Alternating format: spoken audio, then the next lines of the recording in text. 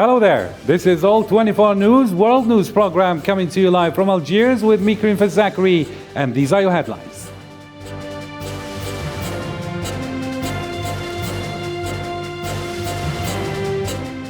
World leaders condemn Russia after missile strike on the Ukrainian port of Odessa puts the future of a grain export deal in doubt.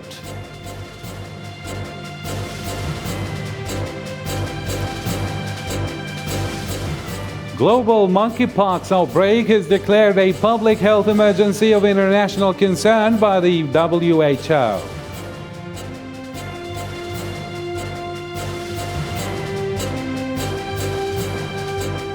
Two Palestinian men have been killed in the occupied West Bank during operation by the Zionist forces.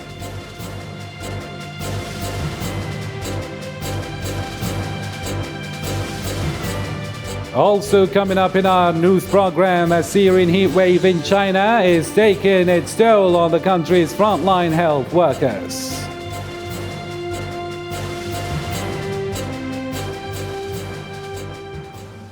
Welcome again. Those were today's top stories on First in Our News. Ukraine says Russia has attacked its main port in Odessa less than 24 hours after the two warring nations signed a deal to release grain exports from Ukraine's southern port. Moscow said it hit a military target during a Saturday strike. More details in the following report by Miriam Ziang. Only a few hours after Moscow and Kiev negotiated a deal allowing crucial grain supplies to depart Odessa, the important Black Sea port came under fire. Inhabitants were terrified for their lives, as smoke plumes could be seen all across the city. The military of Ukraine claimed that two Russian-caliber cruise missiles struck structures of the port and that its air defense destroyed two more. Today, the day after the signing of the grain export agreement, Russia attacked the port of Odessa with three M54 caliber missiles. Unfortunately, there are injured people and also damaged port infrastructure. While Turkish defense minister said the strikes had not negatively affected loading at the docks. Ukrainian foreign ministry has called the attack a spit in the face of Turkey, and the United Nations, which helped broker the shipping agreement while the Ukrainian president has condemned it. Today's Russia missile attack on Odessa, on our port, is a cynical one, and it was also a strike to the political positions of Russia itself. Similarly, the UN Secretary-General Antonio Guterres Saturday condemned the missile attacks on Ukraine's Odessa. Russia said it hit a military target during a Saturday strike on the Ukrainian port city of Odessa. Caliber missiles destroyed military infrastructure in the port of Odessa with a high-precision strike. Saturday's incident came just a day after Russia and Ukraine, along with the UN and Turkey, signed a deal in Istanbul to unblock exports of grain, food and fertilizers from Ukrainian ports that had been held up by the ongoing conflict. Friday's deal would help lift a Black Sea blockade that exacerbated global hunger, especially in Africa and the Middle East. Still in Ukraine, a bipartisan delegation of U.S. Congress members toured sites of what they claimed suspected Russian war crimes in the suburbs of Kiev on Saturday. Adam Smith, chairman of the House Armed Services Committee, condemned the Russian missile strike, which damaged infrastructure at the port of Odessa, only hours after Moscow and Kiev signed deals to allow grain exports to resume from there in order to ward off global food shortages. And their decision to bomb Odessa less than 24 hours after an agreement was reached to help not just Ukraine, but all the parts of the world that are desperate for that food, I hope the world will unite in condemning Russia and recognize, again, stopping Putin is the key to protecting Ukraine, protecting Eastern Europe, and protecting the world.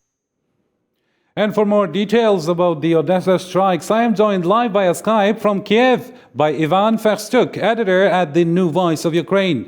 Mr. Ivan, thank you for joining us. How can you update us on the situation on the ground? Several things need to be said on the Russian airstrike on the Odessa commercial port. The first thing is that Russians say that they were targeting a military infrastructure of the Odessa port.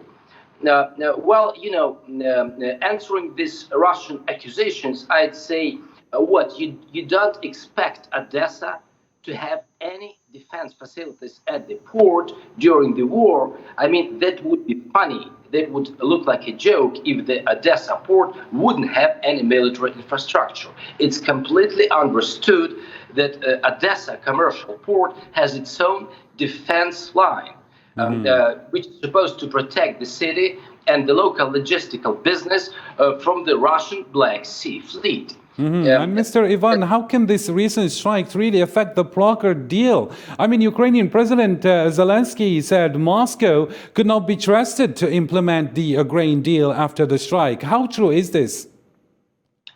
The reason why Moscow is so aggressive on the agriculture exports is because 3 days ago, Ukrainian government made a forecast for this year's agriculture production in our country. And the forecast is really good. This year, Ukraine will still be able to collect as much as 75 million tons of grain, which is a pretty good result and much, much better than expected. So Russian policy planning against Ukraine, it didn't expect Ukraine to have such a good agriculture harvest. And, now they are even more aggressive to not allow Ukraine and our agricultural businesses to export all this harvest that we are going to have. So by hitting the Odessa commercial port after the logistical deal was kind of negotiated on a multilateral level, including Turkey and the United Nations involvement, this probably means that Russia, like wants to say, will do as much as we can to stop all kinds of agricultural exports that Ukraine wants to do through the maritime route, through the Black Sea. And another thing is that Russia has its own Black Sea strategy. Russia is aiming to create the so-called Black Sea instability zone.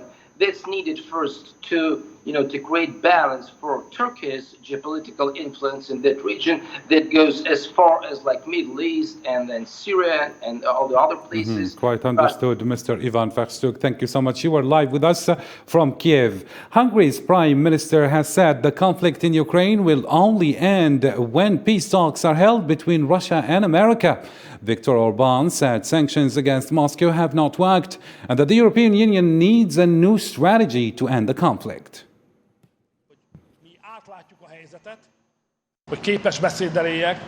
The European Union's task now is not to stand on the side of the Russians or on the side of the Ukrainians, but to stand between Russia and Ukraine.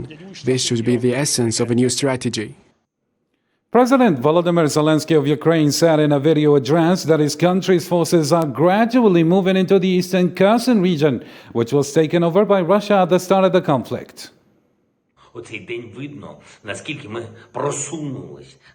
This day you can see how far we have gone towards our victory. It's coming. First of all, we can now speak about Kherson region. The occupiers have been trying to establish a foothold there. Their collaborators made many brazen statements, which in Russian is called by a very apt word, hat-kicking. But how did it help them? The Ukrainian armed forces are moving into the region step by step.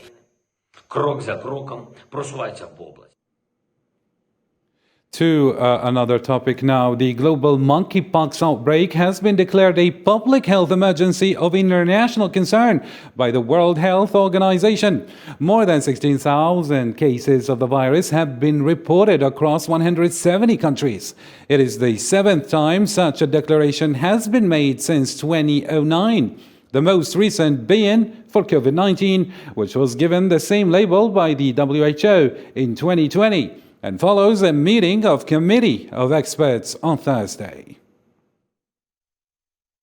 WHO's assessment is that the risk of monkeypox is moderate globally and in all regions, except in the European region, where we assess the risk is high. There is also a clear risk of further international spread, although the risk of interference with international traffic remains low for the moment.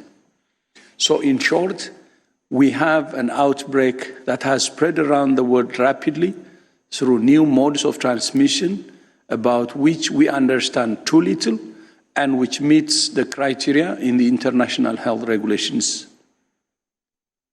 For all of these reasons, I have decided that the global monkeypox outbreak represents a public health emergency of international concern.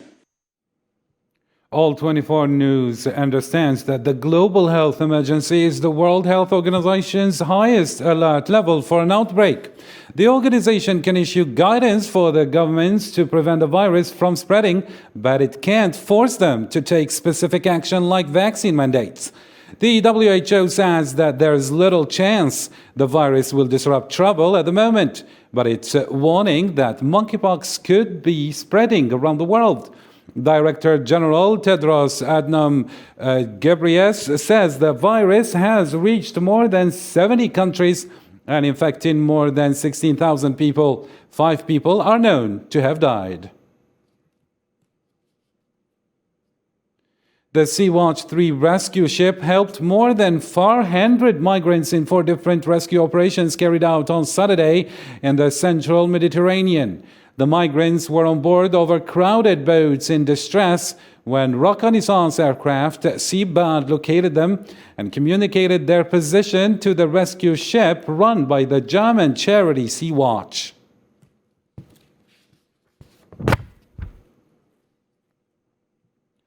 At least 30 people were injured in clashes between rival militias on Friday in the capital of Libya, according to medical authorities in the country. Fighting's origin was not established. There were hints that it was connected to the continuing struggle for dominance among the many militias supporting the competing governments in the nation. Tunisia has entered the phase of electrical silence amid preparations for a referendum on a draft constitution proposed by President Kais Saied. The Tunisian president counts on the new draft constitution to bring about a step further regarding the path of governance. To Palestine now, 2 Palestinian men have been killed in the occupied West Bank during an operation by Zionist forces. At least 9 other Palestinians were injured. 1 is in critical condition. The Zionist state is yet to explain the purpose of the raid. Iranian state media reported that 2 powerful earthquakes with magnitudes of 5.7 and 5.8 occurred on Saturday in Iran's southern Hormozgan province on the Gulf, prompting authorities to send search and rescue teams to the affected areas. 1 earthquake, according to the European Mediterranean Seismological Center, had a magnitude of 5.5. Moving on now, China will witness the return of more heat waves over the next 10 days. Chinese authorities are predicting that heat levels will rise to at least 40 degrees Celsius in some provinces. The national government has warned that forest fires could also occur. Greece is suffering a second consecutive summer of wildfires this year. Another wildfire erupted in mountainous forests on the Greek island of Lesbos near Turkey on Saturday. Firefighting efforts have been battling the wild blaze, which devastated properties at the beach resort of Vatera.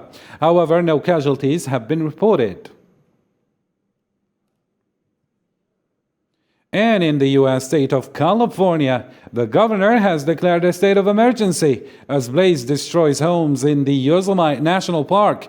6,000 people were evacuated, 10 buildings have been destroyed, and the powers have been cut to thousands of homes and businesses. Still in the U.S., former U.S. President Donald Trump hinted at a new campaign in his speech to young conservatives in Florida on Saturday and derailed the congressional committee investigating the January 6th events on the Capitol. While addressing the Turning Point USA Student Action Summit in Tampa, Trump repeated debunked claims about election fraud in his 2020 run for re-election. Unselect committee of political thugs, January 6th. And I watch the very same people who perpetrated the lies that I was an agent of Russia. Think of me as an agent. I'm a rich guy. I don't need whatever the hell it's. I'm going to be an agent of Russia. I love our country. That's why I did this. Getting more votes than any sitting president in the history of our country by far. And now we may just have to do it again. The Philippine police on Sunday reported 3 people dead in a shooting incident at a university graduation ceremony in the capital. According to police chief of Quezon City, the suspect wounded in a shootout with a campus security officer, and he's already in police custody and under interrogation. And for more international news, let's follow this news roundup. The Chinese real estate developer Evergrande pushed its CEO to resign after an internal investigation. The departure of the CEO comes simultaneously as the company struggles with a lack of cash, and it's fighting for its survival. Evergrande has been seen as the symbol of the real estate crisis in China, and its debts are estimated to reach $300 billion. 10 people died and 7 more injured as a sanction of mountain collapse at a site of coal mine in northwestern China. According to Chinese media, employees and vehicles were buried in the incident, and investigations is underway to determine the causes of the accident. Heavy rain struck India, causing floods in various parts of the country on Saturday. People paddled through floodwaters and vehicles struggled in the flooded roads. India has often been exposed to excessive rainfall, which caused floods, landslides, and waterborne diseases in the Asian nation.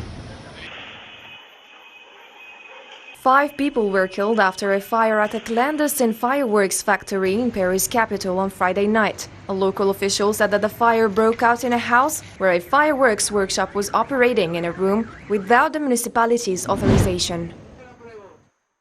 Dozens of demonstrators gathered massively on Saturday in Santiago to promote the rejection vote in the upcoming Chilean referendum on whether to adopt a new constitution to replace the one imposed by the army 41 years ago. In Ireland, turf cutters collect peat briquettes, which is a traditional source of energy that has been cut and burned in the country for centuries. However, the method is now under threat from urban politicians seeking to reduce carbon dioxide emissions. Nabil Khazini. In the wake of the hottest day in Ireland for 130 years this week, harvesting peat under sun-dried grass is a family affair in the bog of Allen, a vast bog in the center of the country. The peat briquettes, when freshly extracted, turn toasty brown in the summer heat, ready to serve as heating fuel for the winter. But the peat bog, like others in Ireland, is at the heart of shutdown between rural residents and city politicians, some promoting a traditional culture, but for the others, it is a natural carbon sink to be protected. There's very deep anger and resentment that the likes of the Green Party and urban members of the Green Party think they can, just because they have they're part of a government and there's a majority of people living in urban situations that they can run riot over the country people of Ireland. According to the Irish Environmental Protection Agency, some 14% of the population uses peat for heating. For them, this is a source of energy. You don't like to go down that road anyway. You'd hope that you could go through dialogue that this could happen. It was this, and it's not just today. It's not this year that this has come about. I mean, and the government themselves they've actually designated some bogs, and I can understand that. They've re-wetted some of them to get back to more wildlife and flora and fauna. But I think an outright ban is not what's going to work best for. There has to be consultation going through in all of this. Official figures released show CO2 emissions rose 4.7% in 2021 compared to 2020 and 1.1% compared to 2019. During a visit to Japan, Irish Prime Minister Michael Martin said his government should focus on the country's carbon emissions, which aims to legislate on the subject by the end of the month. Due to the global food crisis caused by the war in Ukraine, many local small producers have become the center of attention of many governments, such as the one in Egypt, to help alleviate the pressure. Similarly, the rise in prices of raw material in countries such as Philippines is taking a toll on the purchasing power of citizens in basic commodities such as bread. More details in this report by Sofian Kenturi.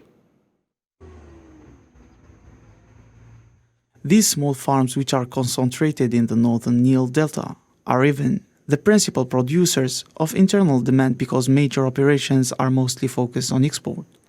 For instance, 60% of wheat consumed in Egypt is imported, almost entirely from Russia and Ukraine, two markets that have been severely impacted by the conflict, but for the rest, there are local small producers.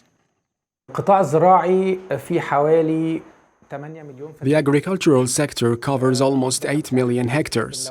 However, when we look at the number of farmers in this industry, we find that between 80 and 90% of them are small farmers with a total of 10 to 20 hectares each. The majority of Egypt's agricultural land is planted by small farmers, who also provide the majority of the country's food production and consume 80% of the country's water.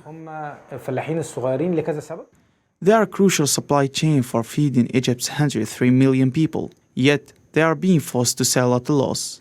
The country's only defense against the conflict in Ukraine is the small agricultural operators, who are being driven out of business.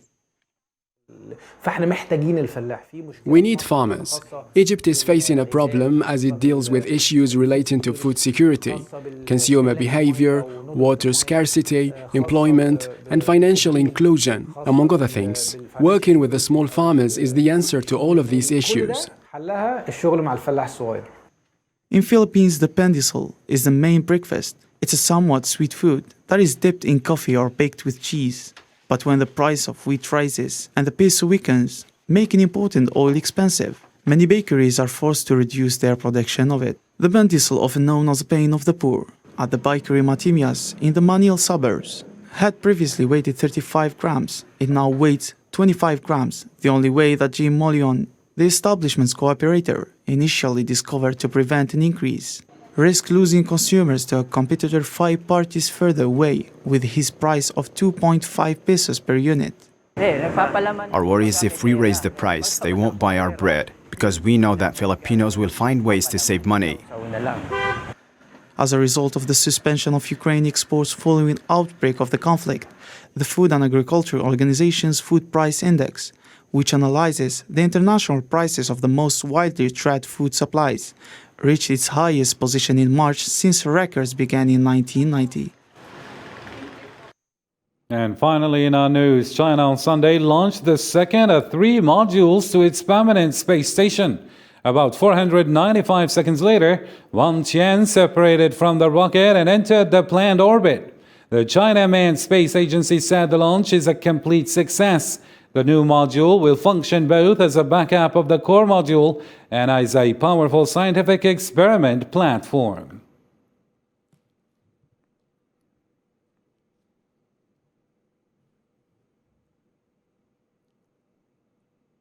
Well, that's all we have for now, but here's a reminder of our top stories.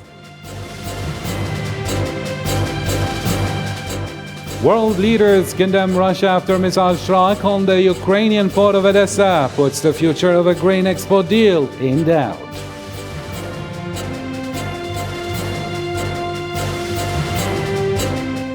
Global monkeypox outbreak is declared a public health emergency of international concern by the World Health Organization.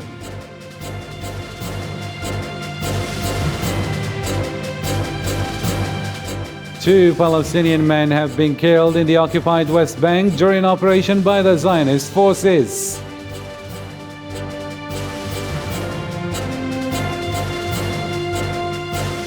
And a Syrian heat wave in China is taking its toll on the country's frontline health workers.